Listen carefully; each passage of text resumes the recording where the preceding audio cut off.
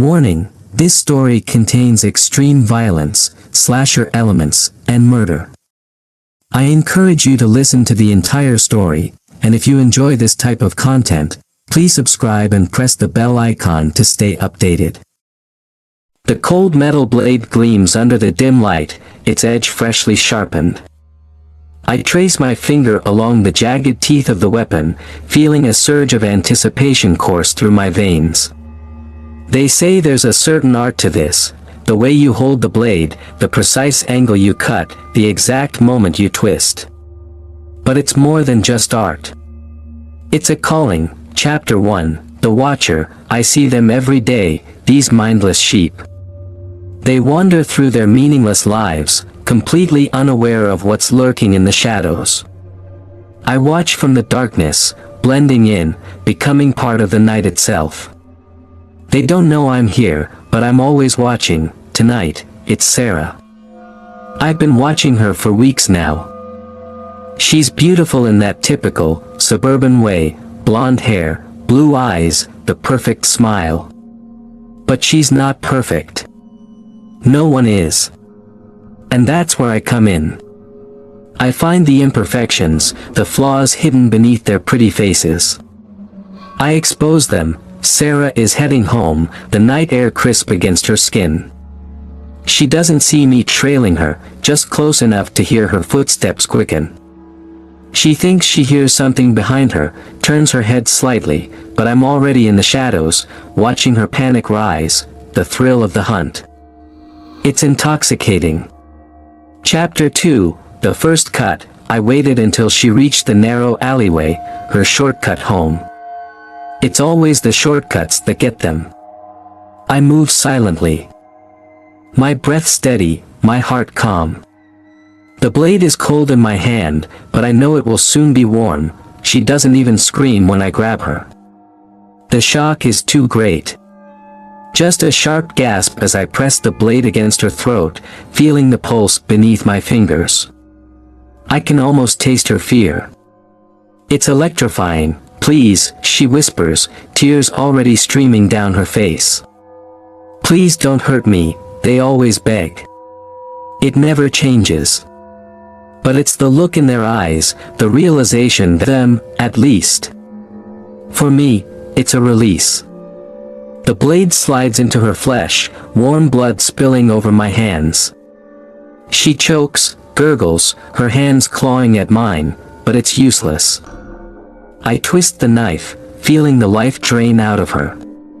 Her body goes limp, and I let her fall to the ground, watching the light fade from her eyes. I take a step back, admiring my work. The blood pools around her, a perfect crimson halo. She's mine now. Another masterpiece in my collection. Chapter 3, The Ritual. Back in my sanctuary, the basement, I lay out the tools. The air is thick with the metallic scent of blood, and the walls are lined with my trophies, photographs. Locks of hair, trinkets taken from each of my victims. Sarah's bracelet glints on the workbench, a new addition.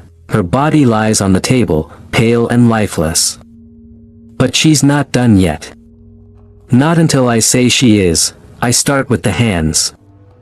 The blade bites into her cold flesh, removing each finger with precision. The sensation is almost therapeutic. I arrange them in a neat line beside her, admiring the symmetry. Next is the face. I take my time, peeling away the layers, revealing the raw, pink flesh beneath. It's beautiful in its own way. Vulnerable. I carve slowly, making sure each stroke is perfect. This is my ritual, my art. When I'm done, she barely resembles the girl she once was.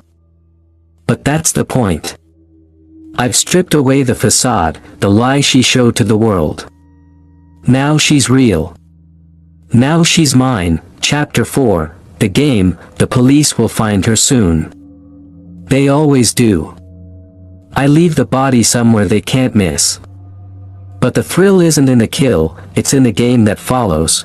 They'll come to the scene, their faces pale, their hands shaking. They'll whisper about the monster who did this, who could be lurking around any corner. I'll be there too, watching for them, at least. For me, it's a release. The blade slides into her flesh, warm blood spilling over my hands. She chokes, gurgles, her hands clawing at mine, but it's useless. I twist the knife, feeling the life drain out of her. Her body goes limp, and I let her fall to the ground, watching the light fade from her eyes. I take a step back, admiring my work. The blood pools around her, a perfect crimson halo. She's mine now. Another masterpiece in my collection, Chapter 3, The Ritual. Back in my sanctuary, the basement, I lay out the tools. The air is thick with the metallic scent of blood, and the walls are lined with my trophies, photographs. Locks of hair, trinkets taken from each of my victims. Sarah's bracelet glints on the workbench, a new addition. Her body lies on the table, pale and lifeless. But she's not done yet. Not until I say she is. I start with the hands. The blade bites into her cold flesh, removing each finger with precision. The sensation is almost therapeutic. I arrange them in a neat line beside her, admiring the symmetry. Next is the face. I take my time, peeling away the layers, revealing the raw, pink flesh beneath. It's beautiful in its own way. Vulnerable. I carve slowly, making sure each stroke is perfect. This is my ritual, my art. When I'm done, she barely resembles the girl she once was. But that's the point. I've stripped away the facade, the lie she showed to the world. Now she's real. Now she's mine. Chapter 4, The Game. The police will find her soon. They always do. I leave the body somewhere they can't miss. But the thrill isn't in the kill, it's in the game that follows. They'll come to the scene, their faces pale, their hands shaking. They'll whisper about the monster who did this, who could be lurking around any corner. I'll be there too, watching from the crowd, something exhilarating about the first few days after a kill. The rush lingers, like a drug, making the world sharper, clearer. I feel alive in ways most people never will. But then the nightmares come. It starts as a whisper in the back of my mind, something I can ignore at first. But each night, the whispers grow louder, turning into voices, and then screams. The faces of my victims flash before me, distorted and twisted in agony, their eyes wide with terror. Sarah is the worst. She's always there, her face a grotesque mask of pain, her fingers pointing accusingly at me. Why did you do this? She asks, her voice echoing through the darkness. You're a monster. I wake up drenched in sweat, the taste of blood in my mouth. The room is silent, but I can still hear her voice, feel her presence. It's almost like she's here, in the room with me, but that's impossible. She's dead. I made sure of it. I tell myself it's just guilt, a natural part of the process. But this feels different.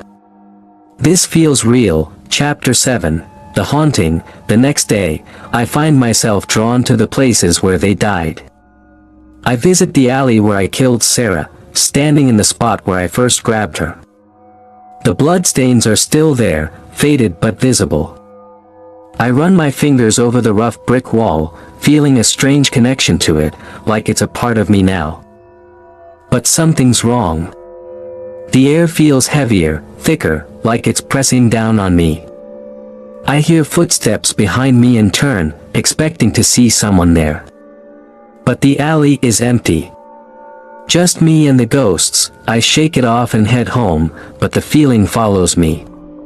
In the darkness of my apartment, I see shadows moving, flickers of light where there shouldn't be any. And always, I hear their voices. I try to drown them out, blasting music, drinking until I pass out, but nothing works. They're always there, just on the edge of my consciousness, waiting for the moment, a gnawing need that I can't ignore. I start watching her, my next target, a new face to add to my collection. Her name is Emily. She's different from the others, not as pretty, not as polished. But there's something about her that draws me in. Maybe it's the way she looks over her shoulder, like she knows someone's watching. Maybe it's the way she walks, hurried and nervous, like she's running from something. Or maybe it's just the fear I see in her eyes, that delicious, palpable fear. I follow her for days, learning her routine, her habits. She's cautious, always checking her surroundings. But it doesn't matter. I'm always one step ahead. I can feel the anticipation building, the thrill of the hunt returning, pushing the nightmares to the back of my mind. Tonight will be the night. Chapter 9. The trap. I wait in the darkness, the knife heavy in my hand. Emily's apartment is on the top floor, the windows locked tight, but that's not a problem for me. I've been here before, during the day, when she was at work. I know every inch of this place, every creak in the floor, every shadow in the corners. She comes home late, her face pale and drawn, like she hasn't slept in days. Good. Fear will do that to you. She fumbles with her keys, finally pushing the door open, and steps inside. I'm already there, hiding in the shadows, waiting for the perfect moment, but something's wrong. She doesn't seem surprised, doesn't seem scared. Instead, she locks the door behind her and turns on the light, her eyes scanning the room like she's expecting me. Come out, she says, her voice steady. I know you're here. For a moment, I'm frozen. How could she know? No one has ever been able to sense me before, not like this. But then I smile. Maybe this will be more fun than I thought. I step out of the shadows. She doesn't back away, doesn't scream. Instead, she pulls something from her pocket, a small, black object that she points directly at me. It takes a moment to realize what it is, a taser. Before I can react, she fires, and pain explodes through my body. I drop to the floor, convulsing, the knife slipping from my hand. My vision blurs, and I can't move, can't think. All I can feel is the pain, searing through every nerve. She stands over me, her face cold, emotionless. You thought you were the hunter, she whispers, her voice filled with contempt. But you were always just prey. Chapter 10. The basement. When I wake up, I'm in a dark, damp basement. My arms and legs are bound to a chair, the ropes cutting into my flesh. My head throbs, and I taste blood in my mouth. Panic starts to set in as I realize I can't move, can't escape. Emily is there, standing in front of me, a knife in her hand. It's mine, the one I've used on all my victims. She holds it up, examining the blade with a strange fascination. I've been waiting for this, she says, her voice calm, almost soothing. You thought you were invincible, didn't you? But you're just a man. Just flesh and blood, like the rest of us. I try to speak, to beg, to threaten, but she presses the blade against my throat, silencing me. Shoo. She whispers, a smile tugging at the corners of her mouth. It's my turn now. She starts with the hands, just like I did. The pain is unbearable, white hot and blinding, but she doesn't stop. She takes her time, making sure every cut is perfect, precise. My blood pools on the floor, warm and sticky, but I can't look away from her eyes, cold and unfeeling, as she works. I've been following you, she says, her voice steady. Watching you, just like you watched them. You thought she's a predator, just like me. But this time, I'm the one caught in the trap. She moves to my face, and I feel the cold steel against my skin, slicing through flesh and bone. The pain is unimaginable, but she doesn't stop, doesn't even flinch.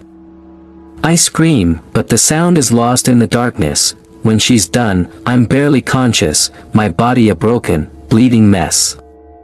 She leans in close, her breath hot against my ear. "This is just the beginning," she whispers. "You took so many lives, caused so much pain. Now it's your turn to suffer." I try to speak, to plead for mercy, but all that comes out is a gurgle of blood. She stands up, wiping the blade clean, and steps back, admiring her work. "I'll keep you alive," she says, her voice distant, almost thoughtful. "For a while, at least. Long enough to make sure you feel every ounce of pain you've caused. And then, when you're finally ready, I'll let you die." She turns and walks away, leaving me alone in the darkness, the agony of my mutilated body consuming me. I can't move, can't escape. All I can do is wait, and suffer. Chapter 11, the final chapter. Days, maybe weeks pass in the darkness. Time has lost all meaning. The pain is constant, unrelenting, but it's the silence that drives me mad.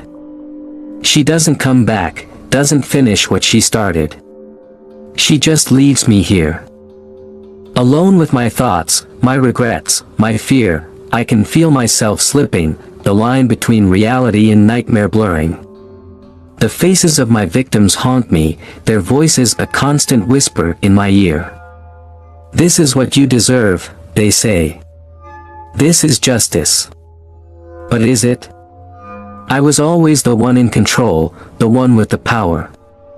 And now, I'm nothing. Just a broken, dying man, alone in the dark. The door creaks open, and I hear footsteps approaching. My heart races, hope surging through me. Maybe she's come to finish it, to end all this time. They cut the ropes, and I collapse to the floor, too weak to stand. They're talking, shouting, but I can't make out the words. All I can focus on is the relief flooding through me. It's over. It's finally over. As they drag me out of the basement, I see her standing in the shadows, watching. There's no fear in her eyes, no regret. Just a cold, calculating stare. She's not done with me. Not yet. Chapter 12. The recovery. They took me to the hospital, patched up what they could, though I'm far from whole. My hands are a mess of scars, my face a hideous patchwork of stitches. I can't move without pain stabbing through my body. But the worst of it is in my mind. The police asked questions, but I fed them lies.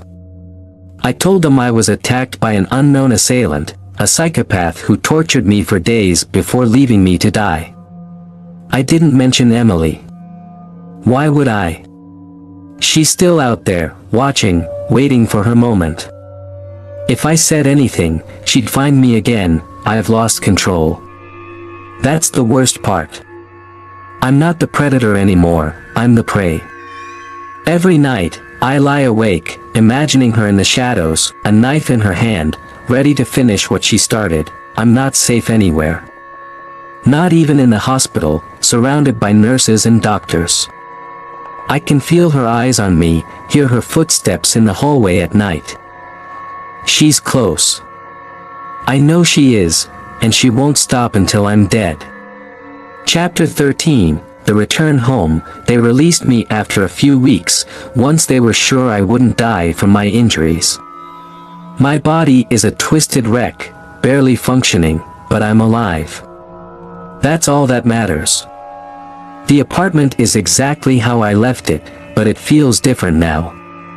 The walls are closing in on me, the shadows creeping closer. Every creak, every rustle of leaves outside, sets my nerves on edge. I can't escape the windows, anything to keep her out. But no matter what I do, it's never enough. The paranoia gnaws at me, eating away at whatever's left of my sanity. I barely sleep. When I do, the nightmares return. Faces of my victims, twisted in agony, haunt me, but they're different now. They're smiling. And Emily is there, always there, standing over me, the knife dripping with blood, her eyes cold and unblinking. I can't take it anymore. The fear is suffocating. I need to do something. I need to find her, end this before she ends me. Chapter 14. The hunt reversed. I spend days searching for her, retracing my steps, trying to remember every detail about her. I know where she works, where she lives, but she's nowhere to be found. It's like she's vanished, a ghost haunting me from the shadows, but I'm not giving up. I can't. This is my life, my survival. If I don't find her first, she'll finish what she started, and I'll be just another victim, another trophy on her wall. The fear is still there, clawing at my insides, but something else is growing too. A twisted sense of anticipation, almost like before, when I was the one doing the hunting. But this is different. This isn't about pleasure, it's about survival. I'm not sure who's hunting who anymore. Maybe it doesn't matter. Maybe we're both just two predators, circling each other in the dark. Waiting for one of us to make a mistake. Chapter 15. The confrontation. The trail finally leads me back to where it all started, the basement. The house is abandoned, the windows boarded up, but I know she's there. I can feel it, the same way I felt her watching me all those weeks ago. I pushed the door open, the old wood creaking under my hand. The air inside is thick with dust, the smell of decay seeping into my lungs. I make my way down the stairs, each step slow, deliberate. I'm not sure what I'll find ceiling. And there she is, standing in the center of the room, waiting for me. She looks different, paler, thinner, but the cold, calculating look in her eyes is the same. She smiles, that same cruel twist of her lips, and I feel a chill run down my spine. You found me, she says, her voice soft, almost amused. I was wondering how long it would take. I don't say anything. I just grip the knife in my hand, feeling the weight of it, the cold metal against my palm. This is it. The final act. She steps closer, her own blade glinting in the dim light. You thought you were invincible, didn't you? She whispers, her voice dripping with contempt. But you were always just a man. Flesh and blood, just like everyone else. I lunge at her, the knife slashing through the air. But she's quick, too quick, dodging to the side and slashing at me with her own blade.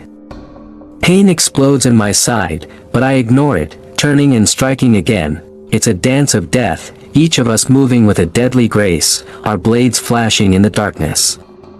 She's good, better than I expected, but I'm driven by something more, something primal. The need to survive. I feel the knife sink into her flesh, a scream tearing from her throat. She stumbles back, clutching her side, her eyes wide with shock. But she's not done yet. She lunges at me, her blade aiming for my throat. I catch her wrist, twisting it until I hear the bone snap. She screams again, dropping the knife, but I don't stop. I can't. I drive my own blade into her chest, again and again, until her screams fade into gurgles, until the life drains from her eyes. When it's over, I'm covered in blood, my breath coming in ragged gasps. I stare down at her, her body crumpled on the floor, and for a moment, I feel nothing. Just a hollow emptiness, but then, slowly, the fear starts to fade. The voices. I'm free. Chapter 16. The aftermath. I leave the basement, the weight of what I've done settling over me. The sun is rising, casting a pale light over the empty streets. I know I should feel something, regret, guilt, maybe even sorrow, but all I feel is relief. The nightmare is over. Emily is dead. I've won, but as I walk away, something nags at the back of my mind, a whisper of doubt. This isn't the end. It can't be.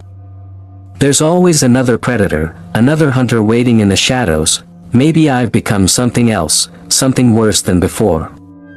The thrill of the kill is gone, replaced by a cold, calculating need to survive. And I know that someday, someone will come for me. Maybe they're already watching, waiting for their chance to strike, but until then, I'll keep moving, keep fighting. Because I'm not just a slasher. I'm a survivor.